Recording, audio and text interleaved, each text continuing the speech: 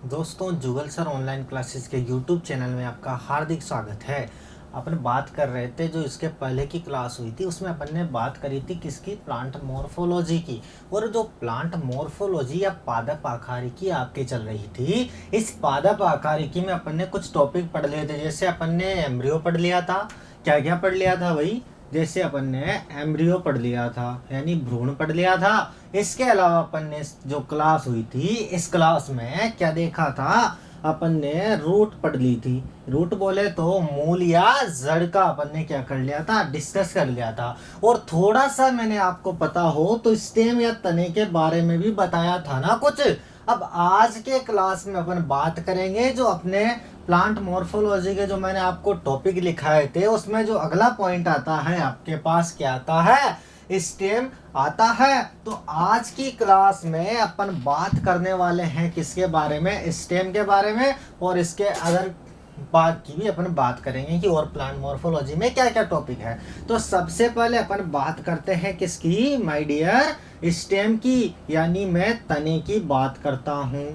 तो अगर मैं आपसे कहूँ कि बताओ जो पौधे का भ्रूण है, अपन ने जो एम्ब्रियो पढ़ा था ना, ऐसा कुछ एम्ब्रियो बना था, यहाँ कोटिलिडन्स पढ़े थे।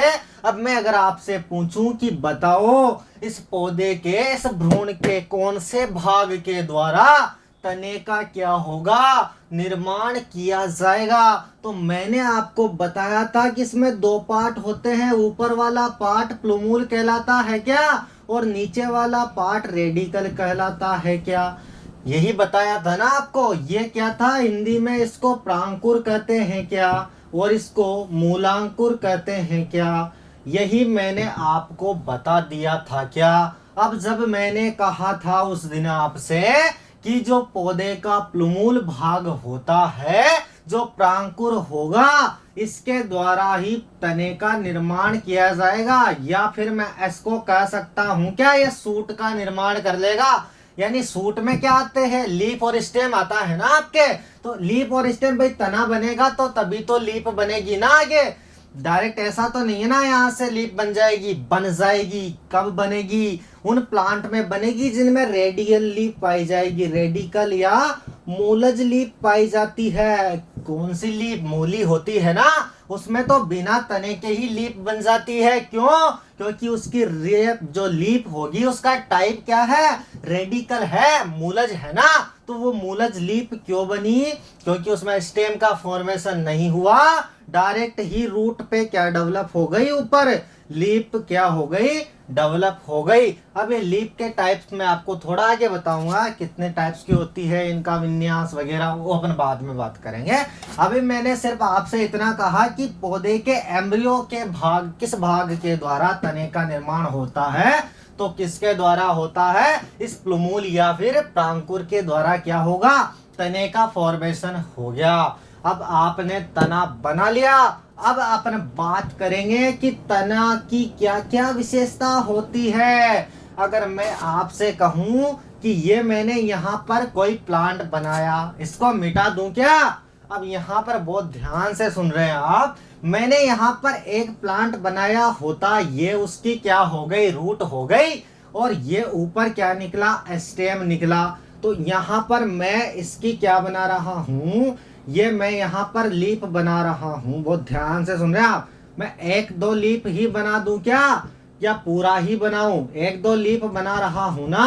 तो ये तो क्या हो गई, ये उसकी लीफ हो गई, क्या हो गई, और ये उसका क्या हो गया, स्टेम हुआ ना। अब मैंने आपसे कहा कि इस स्टेम की विशेषता क्या होगी, तो ऊपर अपने पास क्या है, सूर्य है, और नीचे क्या है आपके पास, अर्थ है।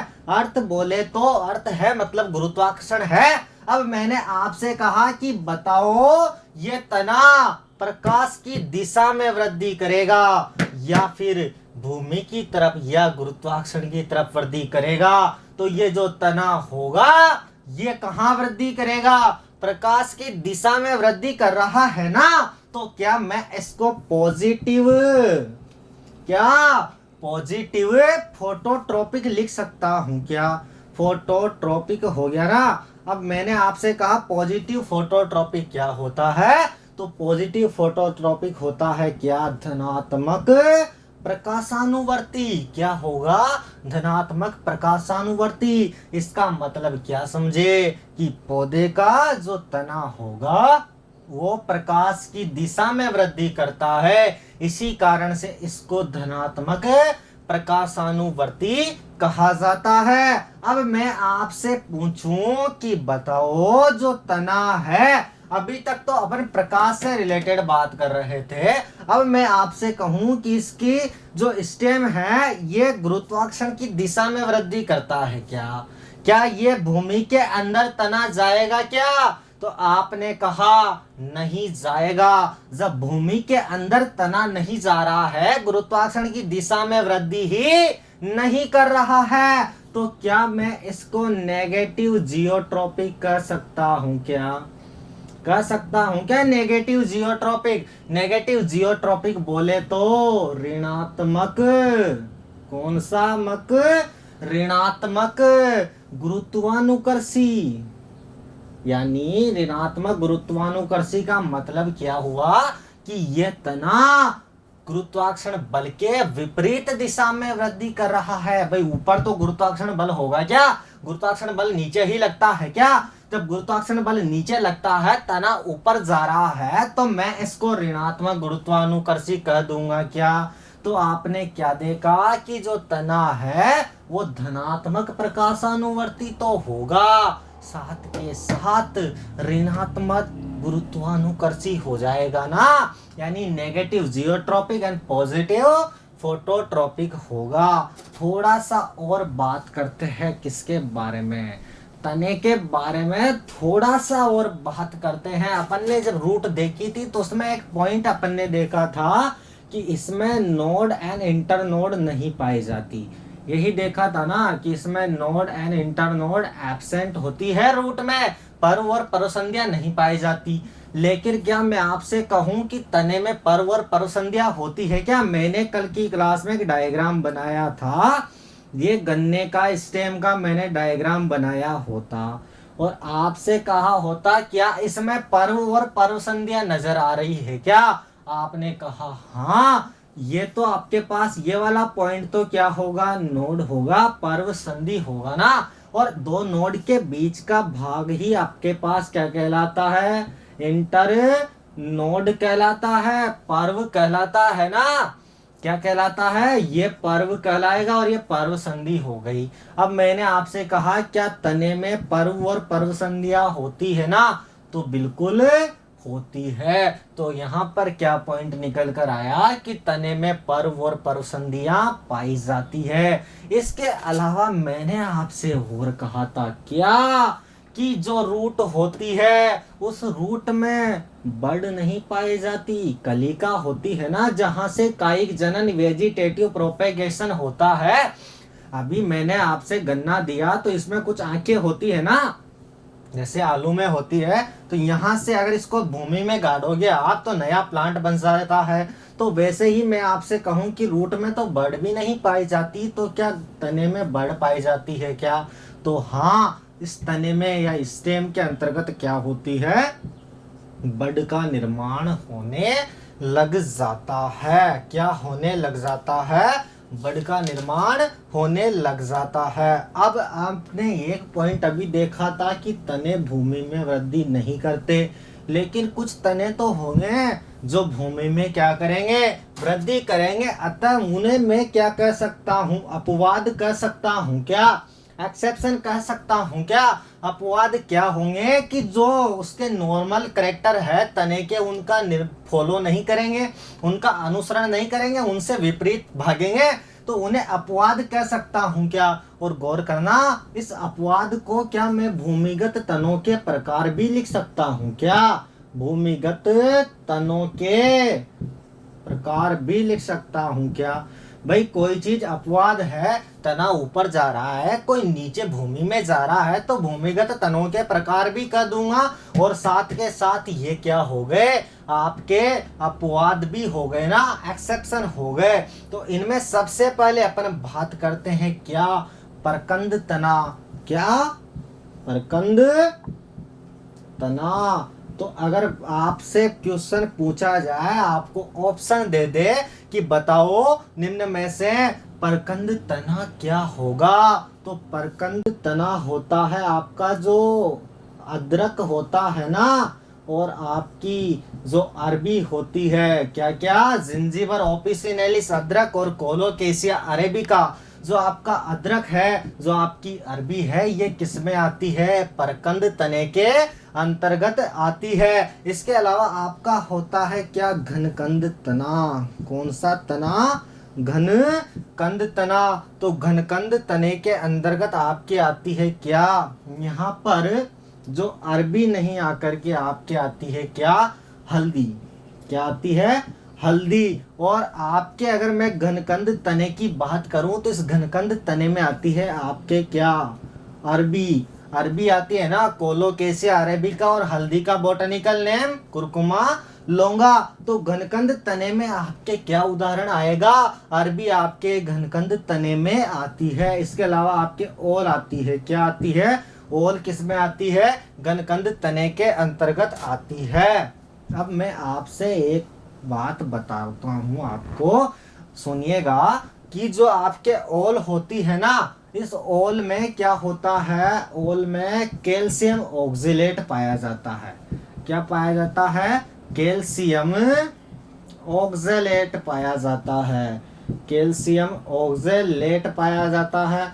क्या पाया जाता है, कैल्शियम ऑक्जेलेट पाया जाता है। जो आप अगर इस अरबी को, इस ओल को खाओगे तो आपका गला क्या हो जाएगा, छिल जाएगा। क्या हो जाएगा, अगर आप ओल को ऐसे खाओगे ना तो उसमें कैल्शियम ऑक्जेलेट है।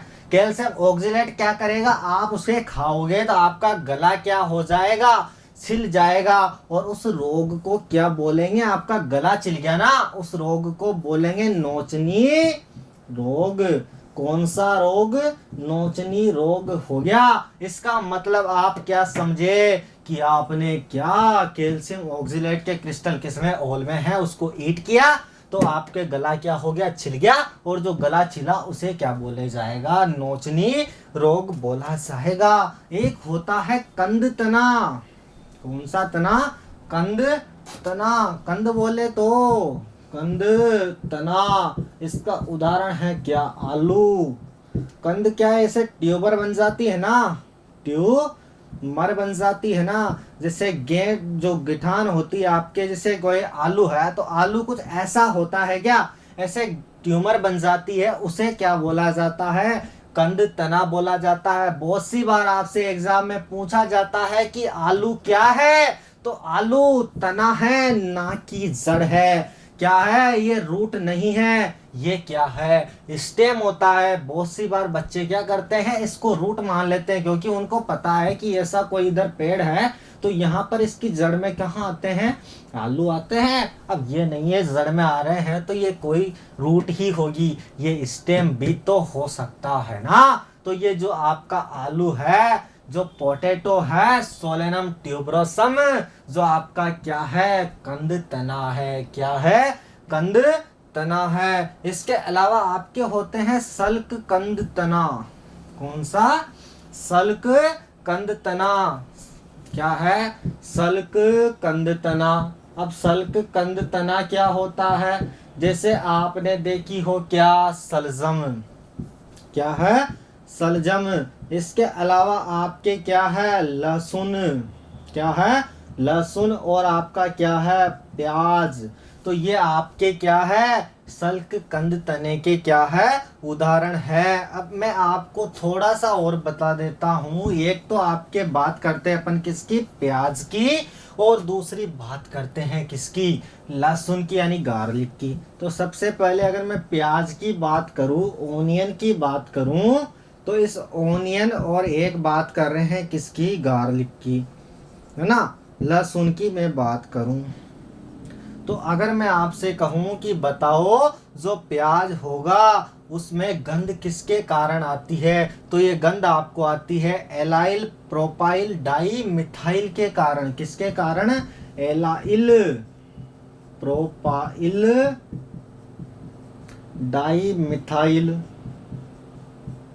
डाई मिथाइल के कारण आती है। और अगर मैं आपसे कहूं कि गार्लिक या जो लहसुन होती है इसमें गंध किसके कारण आती है, तो ये आपको आती है इलाइसिन के कारण। किसके कारण? इलाइसिन के कारण आपको गार्लिक में गंध आती है। और जो आपकी प्याज होती है इसमें एलाइल प्रोपाइल डाइमिथाइल पाया जाता है। इसके अलावा आपके जिसमें SO2 गैस भी होती है जो आपको क्या कर देती है, आंसू ला देती है। आप जब प्याज छिलते हो, काटते हो तो रोने लग जाते हो ना, उसका कारण यही है। क्या है? वो जो गंध है ना वो आपके आंखों में चली गई और उससे क्या हो गई, आपकी आंखों की जो अश्रु ग्रंथियां है ना वो क्या हो गई, एक्टिव हो गई। वो एक्टिव हो गई तो उन्होंने क्या कर दिया, आपके आंसू ला दिए, आपके आंसू आ गए। खैर वो बात की बात है, उसे हम जब अश्रु ग्रंथियां पढ़ेंगे वहां डिस्कस करेंगे। तो ये आपके क्या चल रहे थे, अपवाद चल रहे थे। क्या चल रहे थे? अपवाद चल रहे थे। अब जो मेन टॉपिक आया क्या है, तनों के प्रकार। क्या है? टाइप्स ऑफ स्टेम लिख दूं क्या? तनों के प्रकार, टाइप्स ऑफ स्टेम की मैं बात करूं यानी तनों के प्रकार क्या होंगे, तो तने निम्न प्रकार के होते हैं। मेनली क्या होता है, एक तो होता है मजबूत तना। क्या होता है? मजबूत तना होता है। यानी मैं कहूं कि स्ट्रोंग स्टेम। तो मजबूत तना क्या होगा कि ऐसा तना जिसको सहारे की आवश्यकता ना हो, जिसको कोई सहारा की आवश्यकता ना हो, जो स्ट्रोंग हो, मजबूत हो, जिसमें क्या हो, स्ट्रोंगविटी हो, मतलब जैसे वो बहुत ही क्या हो जाए, मजबूत हो जाए। वो कह दे कि मैं तो अकेला ही बहुत हूं। यानी कोई तना है जिसको सहारे की जरूरत ना हो, वो आपके क्या कहलाता है, मजबूत तना कहलाता है। जैसे आपके आम होता है, उसके अलावा सपेदा है, बहुत सारे तने आप देखते हो। कहाँ पर? नेचर में आपको बहुत सारे ऐसे प्लांट मिल जाते हैं, पौधे मिल जाते हैं जो स्वयं ही ग्रो करते हैं। किसी के सहारे लिपट कर या किसी का सहारा लेकर वो वृद्धि नहीं करते, वो खुद ही क्या होते हैं, मजबूत होते हैं। उनमें सहारे की आवश्यकता नहीं होती, वो आपके मजबूत तने के अंतर्गत आता है। जैसे आपके जामुन हैं, बहुत सारे हैं, आम हैं। इसके अलावा मैं आपसे कहूं एक होता है कमजोर तना। क्या होता है? कमजोर तना यानी वीक स्टेम होता है ना। क्या होता है? कमजोर तना। इंग्लिश में क्या ऐसे समझ जाओ, जो कमजोर तना होता है वो क्या होता है कि ऐसा तना जिसको सहारे की, क्या, सहारे की आवश्यकता हो। क्या हो? सहारे की आवश्यकता हो, तो वह तना क्या कहलाता है, कमजोर तना कहलाता है। यह बहुत कमजोर होता है।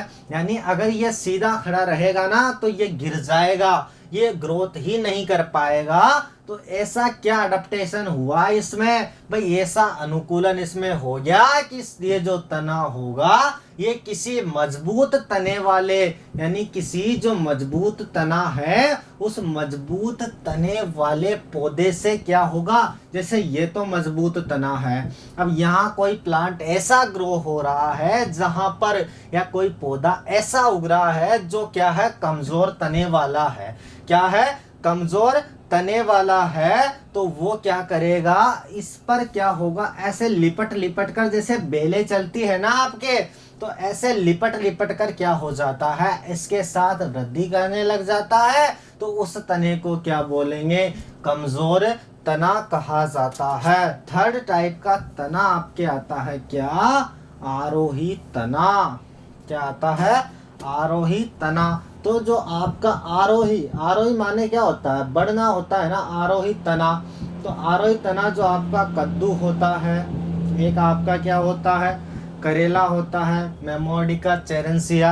यानी जो आपका आरोही तना है, आरोही तने के जो उदाहरण है वो आपके क्या है, कद्दू है और करेला है। इसके अलावा आपका विसर्पी तना बहुत इंपॉर्टेंट है, ये भी एग्जाम में आपके बार बार पूछा जाता है। विसर्पी तना क्या होता है, तो विसर्पी तना एस्ट्रोलोन जो होती है ना आपके, साइनोडोन, डेक्टाइलोन या दूब घास, सुना है नाम, दूब घास होती है ना। अब इसको विसर्पी तना क्यों कहा, बात तो ये आ गई भाई, हम तो रट लेंगे, विसर्पी तना दूब घास होती है।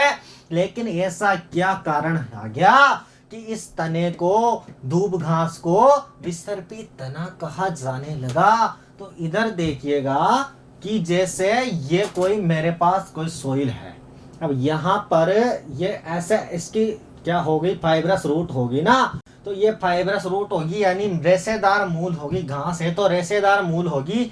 और ये यहाँ पर क्या होगी, साइनोडोन डेक्टाइलोन की लीफ हो गई। अब इसको विसर्पी क्यों कहते हैं, क्योंकि ये भूमि में ही वृद्धि करता करता इधर नए प्लांट का फॉर्मेशन कर लेगा, फिर इसका तना यहाँ नीचे वृद्धि करता करता ऐसे प्लांट का फॉर्मेशन कर लेता है। ऐसे धूप घास जो होती है ना, ये विसर्पी होती है यानी चलती रहती है। इस कारण से जो आपकी धूप घास है किस में आती है, विसर्पी तने के अंतर्गत आती है। एक होता है आपका वल्लरी तना, क्या होता है, वल्लरी तना, वल्लरी तना। तो जो आपका वल्लरी तना होता है इसका उदाहरण है आपके क्या, अमरबेल।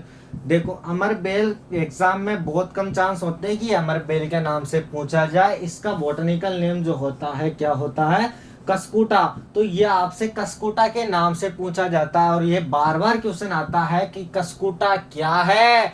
तो कस्कुटा क्या है, तो ये क्या है आपके पास, स्टेम पैरासाइट है। क्या है, स्टेम पैरासाइट है। स्टेम पैरासाइट क्यों कहा, स्टेम पैरासाइट माने तना परजीवी है ना, तना परजीवी है। यानी स्टेम पैरासाइट इसलिए कहा क्योंकि जो अमरबेल है कि किसी दूसरे प्लांट के स्टेम के ऊपर कोई अदर प्लांट है, यानी यहाँ तो ये अमरबेल है और यहाँ कोई दूसरा प्लांट है, तो ये जो अमरबेल होगी ये दूसरे प्लांट के ऊपर परजीवी के रूप में पाई जाती है और दूसरे प्लांट के भी किस भाग पर, तने पर पाई जाती है। इस कारण से इसको स्टेम पैरासाइट कहा जाता है। वहाँ ऑप्शन देता है आपको रूट पैरासाइट, स्टेम पैरासाइट, ऐसे और एग्जाम उदाहरण देकर आपको क्या कर सकता है, कंफ्यूज कर सकता है। तो आपको सिर्फ एक ही चीज याद रखनी है कि जो आपके कस्कुटा है ये आपके क्या होती है,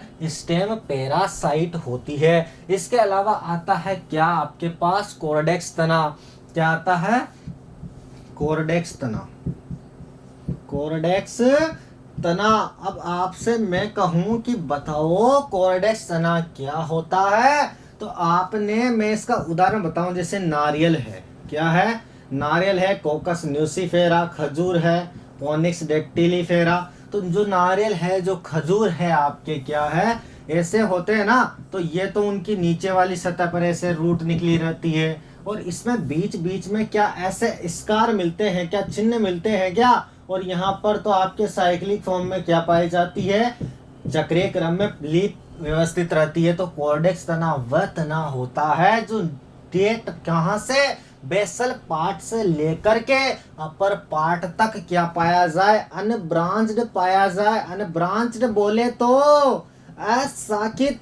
क्या आपने कभी खजूर के तने को शाखित होते देखा है क्या, कैसे आम की तरह शाखाएं बढ़ जाती है, क्या नहीं बढ़ती। इसी कारण इसको क्या कहा जाता है, कोर्डेक्स तना कहा जाता है। तो पहली विशेषता इसकी क्या हो गई कि कोर्डेक्स तना वह तना होता है जो आधार से लेकर के शीर्ष तक कहीं पर भी शाखित नहीं होता, उसमें शाखाएं नहीं पाई जाती।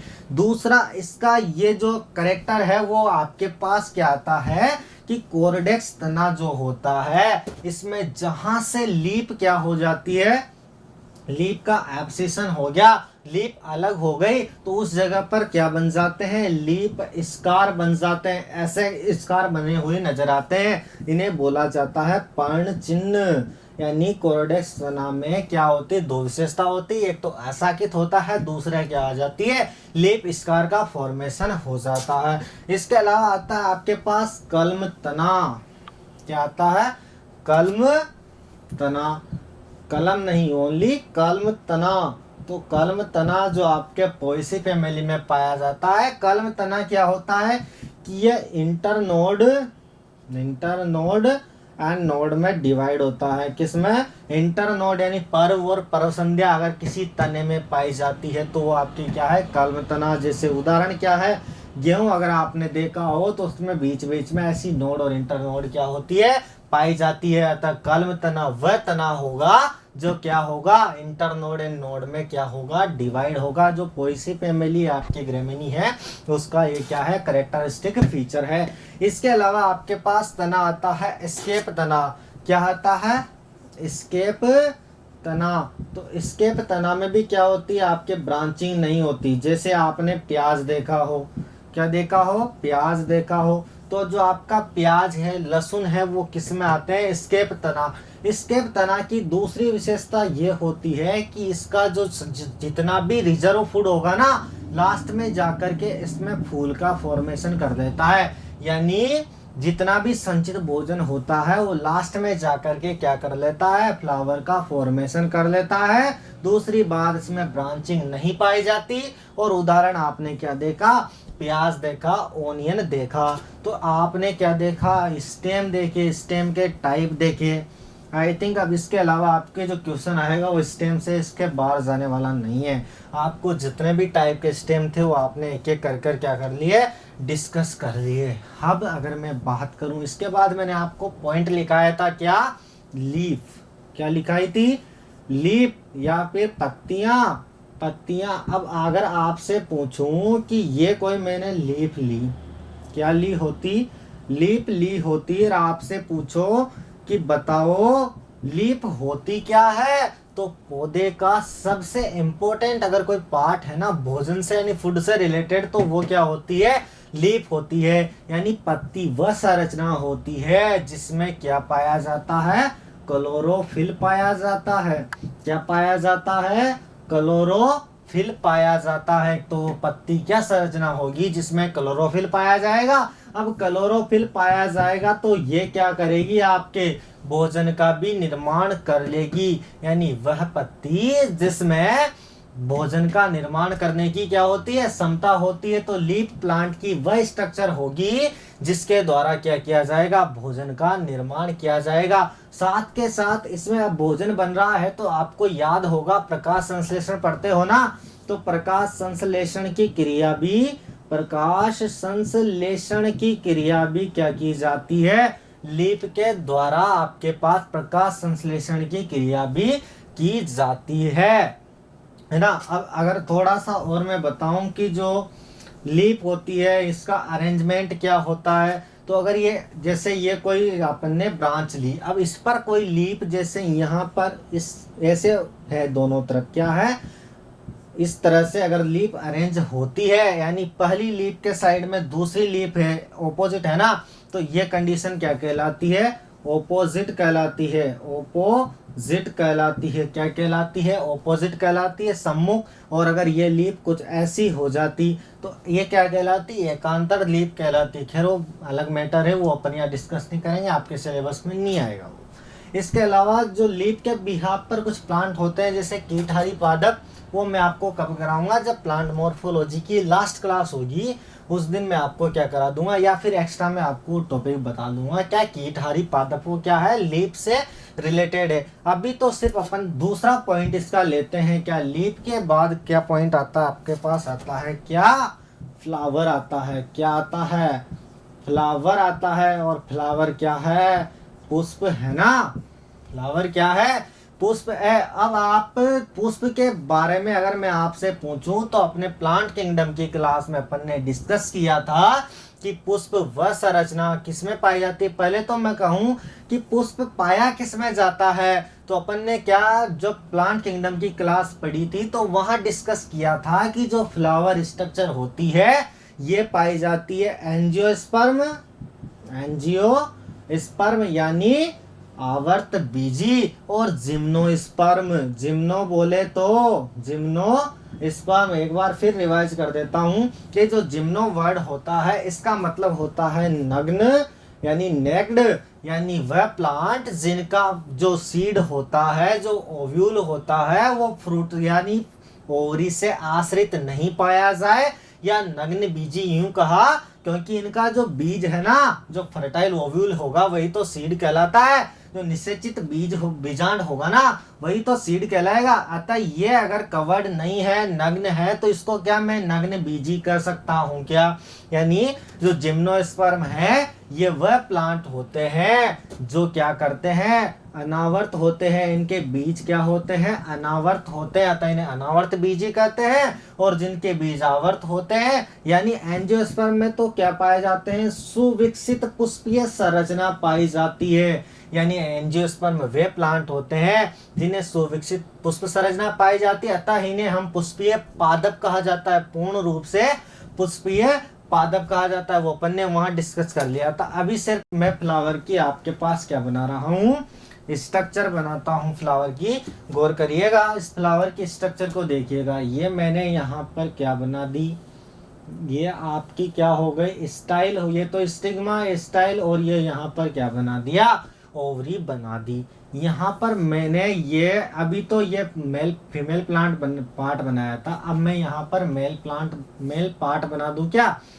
ऐसे ही मैंने एक स्ट्रक्चर इधर बना दी होती, यानी एक स्ट्रक्चर इधर बना दी और ऐसे ही स्ट्रक्चर इधर बना दूं, है ना। और ये आपके सेपल, और जिस पर ये टिका रहेगा ये क्या हो गया, पुष्पासन हो गया। अब देखिएगा, जो पुष्पासन की बात करते हैं, सबसे पहले मैं बात करता हूँ किसकी, थैलेमस की, यानी पुष्पासन की मैं बात करता हूँ। तो पुष्पासन क्या होता है, आप देख रहे हो सबसे बेसल पार्ट में आ रहा है। कहाँ आ रहा है, बिल्कुल बेसल पार्ट में आ रहा है।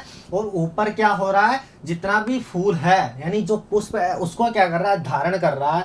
ऐसे क्या होगा, ये फूल है तो इसको क्या कर रहा है, धारण कर रहा है। तो थैलेमस क्या होगा कि पौधे का, पुष्प का वह भाग जो क्या करे, इस पूरे पुष्प को धारण करे। पुष्पासन को तोड़कर देख लो ना, ये पुष्प धन आसन, यानी जो पुष्प का क्या हो, आसन हो, वही क्या कहलाता है, पुष्पासन या थैलेमस कहलाता है। तो थैलेमस पौधे के पुष्प का वह भाग जो पुष्पीय संरचना को क्या करता है, धारण करते रखता है, वो क्या कहलाता है, पुष्पासन कहलाता है। ये आपके होते हैं क्या, कैलेक्स। कैलेक्स बोले तो क्या होते हैं, बाह्य दलपुंज, बाह्य दलपुंज। और ऐसे कैलेक्स, ये पूरे ग्रुप्स को बोलते हैं कैलेक्स। और अगर मैं इसका एक एक मेंबर लूं तो ये आपके पास कहलाता है क्या, सेपल। और सेपल बोले तो बाह्य दल। अब अगर ये तो हो गया बाह्य दल, ये आपके क्या होते हैं, नॉर्मली ग्रीन होती है। और ये आपके पास होता है क्या, करोला। करोला क्या होता है, दलपुंज। क्या हो गया, दलपुंज। और इसका हर एक मेंबर कहलाएगा क्या, पेटल। पेटल बोले तो दल आपके पास कहलाएगा। अब बात ये आई कि दल क्या है और इनका कारण क्या है कि ये पौधे में पाए जा रहे हैं। भाई ऐसा तो नहीं है ना, मेन जो स्ट्रक्चर होती है वो अपने पास, ये अभी थोड़ी देर बाद बात करेंगे।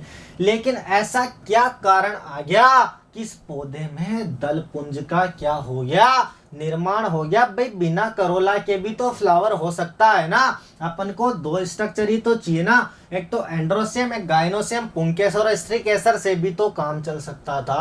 भाई यही तो फर्टिलाइज होगी। लेकिन जो करोला है, जो पेटल बने, इनका कारण ये है कि कोई इंसेक्ट है, जैसे कोई आपका क्या है, इंसेक्ट है ना। सबसे पहले तो मैं समझता हूँ, आपको बताता हूँ कि क्या होगा करोला के लिए। क्या होता है कि ये आपके पास, मैं यहाँ लिख देता हूँ, ये क्या है, स्टिग्मा है। स्टिग्मा बोले तो क्या है, और ये आपके पास क्या है, स्टाइल हो गई, है ना। स्टिग्मा वर्तिकाग्र और ये वर्तिका हो गई। ये आपके पास क्या हो गए, एंतर सेक हो गए, एंतर सेक हो गए, यानी पराग कोष हो गए। अब सब स्ट्रक्चर आपके सामने क्लियर होगी। अब मैं बात कर रहा था कि अपन को इसमें क्या कराना है, पॉलिनेशन कराना है, परागण कराना है। और आप जानते हैं परागण किनके द्वारा होता है, या तो कीटों के द्वारा या वायु के द्वारा। 7 टाइप्स का होता है, ऐसे बहुत टाइप्स होते हैं परागण के। अपन बात करते हैं किसकी, कीट परागण की मैं बात करूं, किसकी बात करूं, कीट परागण। कीट परागण की इंग्लिश में बात करूं तो क्या होती है, एंटोमोफिली होती है ना, एंटोमोफिली होती है। तो अगर मैं आपसे कहूं कि कीट परागण मुझे कराना है तो सबसे पहले मुझे क्या जरूरत पड़ेगी कि इन पौधों, इन जो कीट है आपके जो इंसेक्ट है, इनको मैं अट्रैक्ट करूं। लेकिन अट्रैक्ट करने वाली स्ट्रक्चर क्या होगी, ये आपके कलर्ड होते हैं, रंग बिरंगे होते हैं। इसलिए जो आपके इंसेक्ट होते हैं, जो कीट होते हैं, वो इन पेटल्स पर आकर के क्या करते हैं, बैठ जाते हैं। इनके पास मकरंद लेने के लिए आते हैं, जूस लेने के लिए आते हैं, इनसे अट्रैक्ट होते हैं। इनके सुनहरे सुनहरे कलर के लिए क्या होते हैं, अट्रैक्ट होंगे। अब जब इन पेटल का काम क्या हुआ कि इंसेक्ट को क्या करना, अट्रैक्ट करना। अब इंसेक्ट आ गए, ये प्लांट से क्या ले जाएंगे, मकरंद ले जाएंगे। लेकिन साथ में जब ये इस प्लांट पर आएंगे ना, तो इसमें क्या कर जाएंगे, भैया किसी दूसरे प्लांट से, ऐसा तो नहीं है ना कि एक ही प्लांट से आए, किसी दूसरे से भी तो आए होंगे ना। तो उस दूसरे प्लांट से लाए गए जो पोलन ग्रेन है, क्या है, जो आपके पराग कण है ना, वो पराग कण यहाँ ला करके क्या कर देते हैं, छोड़ जाते हैं। जिससे इस स्टिग्मा में क्या कर जाते हैं, वो प्रवेश कर जाते हैं और आपका पोलिनेशन हो जाता है, परागण हो जाता है। जिससे स्वपरागण, परपरागण वो बाद में डिस्कस करेंगे। अभी सिर्फ इतना समझ लो कि करोला को क्या कहते हैं, दल कहते हैं। काम क्या है, इंसेक्ट को अट्रैक्ट करना। अब मैं बात करता हूं किसकी, एंथर सेक की। ये फिलामेंट होता है आपके पास, ये आपके पास क्या रह गई, ओवरी हो गई। इस ओवरी के अंतर्गत क्या होंगे, ओव्यूल होंगे ना। अब मैं आपसे बात करूं किसकी, एंथर सेक की। तो एंथर सेक क्या होता है, तो एंथर सेक वह संरचना होती है जो किसको रखेगी, किसको धारण करेगी, पराग कण को धारण करेगी। यानी एंथर सेक वह स्ट्रक्चर होती है जो पोलन ग्रेन को क्या करती है, पोलन ग्रेन को धारण करती है। आरआरबी 2018 में यहां से क्वेश्चन पूछा गया था कि पोलन ग्रेन या पराग कणों को धारण करने वाली संरचना क्या होती है। तो आपके पास क्या होती है, पराग कोश या एंथर सेक होती है। इसके साथ अपन बात करते हैं किसकी, स्टिग्मा। तो स्टिग्मा क्या होती है, यह फीमेल स्ट्रक्चर होती है। और ये जो पराग कण है, ये आकर के कहाँ आते हैं, इस स्टिग्मा की सरफेस पर आ जाते हैं। और इस सरफेस पे आने से क्या होगा, वही पोलिनेशन होगा। इसके अलावा मैं बात करूं यहाँ पर जो ये आपकी क्या है, ओवरी है, क्या है, ओवरी है, क्या है, ओवरी है। तो ये ओवरी क्या होती है, तो ओवरी क्या होती है, तो ये वह संरचना होती है जो क्या करती है, ओव्यूल को धारण करती है। यानी इसके अंदर क्या प्रेजेंट होते हैं, ओव्यूल प्रेजेंट होते हैं। और ये जो ओव्यूल है, ये ओव्यूल ही आगे जाकर के किसमें चेंज हो जाता है, बीज में चेंज हो जाता है। यानी इसमें परागण होगा।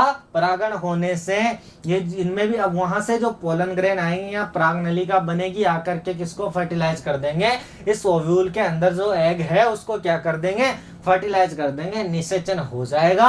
और वो निषेचन होने के बाद उससे क्या बन जाएगा, बीज बन जाएगा। तो ये आपने फ्लावर देखे। अब इनको चक्रों में बांटा जाता है। तो आपका जो पहला चक्र होता है ना, ये आपकी होती है क्या, जो सेपल होते हैं इनको बोला जाता है फर्स्ट साइकिल। क्या बोला जाता है, प्रथम चक्र बोला जाता है। इसको आपका बोला जाता है क्या, सेकंड साइकिल यानी द्वितीय चक्र। और जो आपका ये है, इसको बोला जाता है थर्ड चक्र। और जो आपका जायांग है, इसे बोला जाता है क्या, फोर्थ चक्र कहा जाता है। तो ये भी आप याद रख लीजिएगा, किसको फर्स्ट बोलते हैं, किसको सेकंड बोलते हैं, किसको थर्ड बोलते हैं और किसको फोर्थ बोलते हैं। तो ये आपकी क्या देखी, आपने फ्लावर की स्ट्रक्चर देख ली। आगे थोड़ी सी और बात करते हैं, अंतिम टॉपिक आज के इसका फ्रूट एंड सीड की बात कर लेते हैं। किसकी बात कर लेते हैं, फ्रूट एंड सीड की बात कर लेते हैं। यानी आपसे अगर अब क्वेश्चन पूछा जाए फ्लावर से रिलेटेड, तो आप इजीली बता दोगे कि फ्लावर क्या होता है। अब मैं आपसे बात करने वाला हूँ किसकी, फ्रूट एंड सीड की मैं आपसे बात करूँगा। फ्रूट एंड सीड, तो सबसे पहले मैं बात करता हूँ किसकी, सीड की। तो सीड के बारे में मैंने अभी थोड़ी देर पहले आपको बताया था क्या, कि निषेचित अंड या ओव्यूल जो है ना, ओवरी के अंदर कोई ओव्यूल होगा या बीजांड होगा। ये बीजांड क्या होगा, अब इस बीजांड में क्या हो गया, फर्टिलाइजेशन हो गया, यानी निषेचन हो गया। तो वह बीजांड में अगर निषेचन हो जाए तो वह किस में चेंज हो जाता है, सीड में हो जाता है। यानी निषेचित अंड को, बीजांड को क्या कहा जाता है, आपके पास सीड कहा जाता है। यहाँ से आपके आरआरबी में एक क्वेश्चन पूछा गया था कि एक पौधे के बीज में, किसमें, एक पौधे का जो सीड है, इस सीड में आगामी पौधा किस रूप में होता है। तो मॉर्फोलॉजी का फर्स्ट टॉपिक क्या स्टार्ट किया था, एम्ब्रियो यानी भ्रूण। तो एम्ब्रियो क्या होगा, अब सीड में क्या बन जाएगा, एम्ब्रियो बन जाएगा, वो भ्रूण बन जाएगा जो आगे की जनरेशन को प्रारंभ करेगा। भाई सीड क्यों बने, सीड इसलिए बने क्योंकि जो पौधा था ना, इसको आगे भी जनरेशन चलानी है, तो इस सीड में क्या बन जाएगा, एम्ब्रियो बन जाएगा। अब अगर मैं बात करूं तो फ्रूट क्या होता है, तो जो ओव्यूल, जो आपका ओव्यूल है ये सीड में चेंज हो गया, और जो आपकी ओवरी है, यानी ओवरी जो है ना, अगर ये आपके पास क्या हो जाती है, फर्टिलाइज्ड हो जाए, यानी ओवरी क्या हो जाए, फर्टिलाइज हो जाए, यानी मैं तो टोटली यूं समझा दूं कि फर्टिलाइजेशन होने पर, क्या होने पर, फर्टिलाइजेशन होने पर ओवरी तो फ्रूट में चेंज हो जाती है, और जो ओव्यूल है वो आपका किस में हो जाता है, सीड में चेंज हो जाता है। क्या हो जाता है, सीड में चेंज हो जाता है। थोड़ी सी यहाँ पर मैं बात करूं क्या, कि बिना निषेचन के ही, क्या बिना निषेचन के ही ओवरी से, किससे, ओवरी से फ्रूट बन जाए, क्या बन जाए, फ्रूट बन जाए, बिना निषेचन के ही ओवरी से फ्रूट बन जाए, तो इसको बोला जाता है क्या, पार्थेनोकार्पी।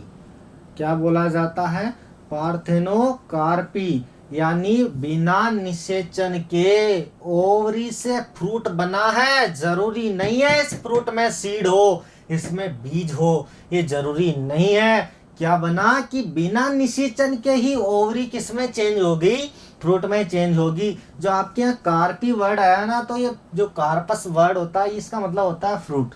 क्या होता है, फ्रूट से रिलेटेड होता है। तो बिना निषेचन के, किसके, बिना निषेचन के अगर जो ओवरी है वो फ्रूट में चेंज हो जाए, तो उसे बोला जाता है क्या, पार्थेनोकार्पी, अनिषेक फलन। क्या बोला जाता है, अनिषेक फलन। और थोड़ा सा मैं उल्टा कर दूं कि बिना निषेचन के ही फल में बीज का निर्माण हो जाए, बिना निषेचन के क्या, फ्रूट में, किसमें, फ्रूट में क्या हो जाए, सीड बन जाए। यानी बिना निषेचन के, वही बात आ गई कि क्या, कि बिना निषेचन के फ्रूट में क्या बन जाए, सीड बन जाए। अभी तक तो क्या देखा था कि बिना निषेचन के ओवरी फ्रूट में बदल जाए, अब क्या कह रहा हूं कि बिना निषेचन के फ्रूट में क्या बन जाए, सीड बन जाए। तो इस कंडीशन को बोला जाता है क्या, पार्थेनोजेनेसिस। नोजेनेसिस, जो आप सोच रहे थे ना इतनी देर से अनिषेक जनन, वो इसको बोला जाता है बिना निषेचन के फ्रूट से सीड का निर्माण होना। फ्रूट, जो फ्रूट है उसमें क्या बन जाए, सीड बन जाए, किसके, बिना निषेचन के द्वारा, तो उसको क्या बोला जाता है, पार्थेनोजेनेसिस। यहाँ पे आपके टर्म किया जाता है।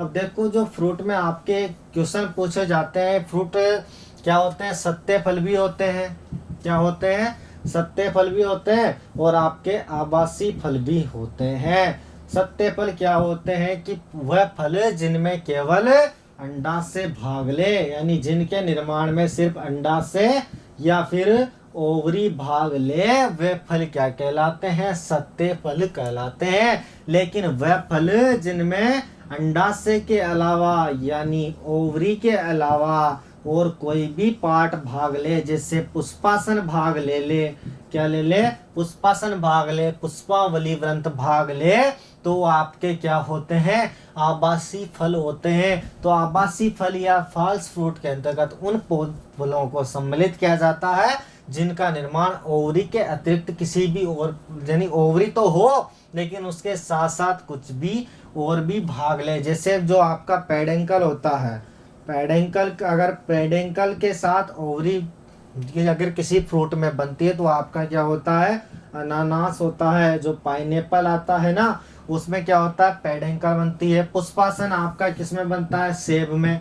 क्या होता है, सेब आभासी फल है आपका। अनानास क्या है, आभासी फल है। क्या है, आवासी फल है। इसके अलावा अमरूद है, क्या है, अमरूद। इसके अलावा आपका नाशपाती है। तो ये आपके किस में आते हैं, आवासी फल के अंतर्गत आते हैं। तो आज के टॉपिक में अपन ने क्या क्या देखा, अपन ने स्टेम पढ़ा, स्टेम के बाद लीफ पढ़ी, लीफ के बाद फ्लावर पढ़ा, और ये आपके अंतिम टॉपिक क्या पढ़े, फ्रूट वगैरह पढ़े।